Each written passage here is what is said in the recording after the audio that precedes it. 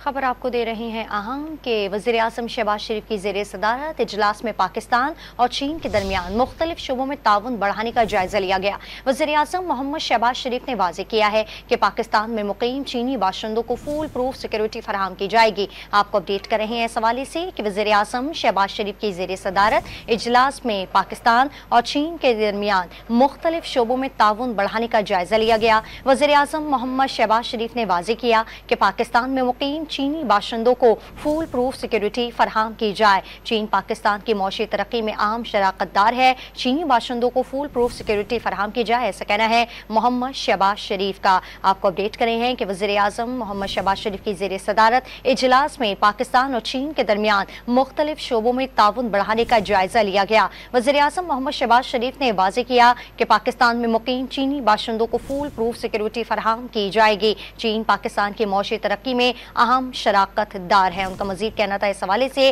कि पाक चीन में मसनूआत की बरामदात में इजाफे का ख्वाहां हैं। आपको अपडेट कर रहे हैं इस हवाले से अहम खबर है कि वज़ीर-ए-आज़म की ज़ेर सदारत इजलास में पाक चीन ताउन बढ़ाने का जायजा लिया गया।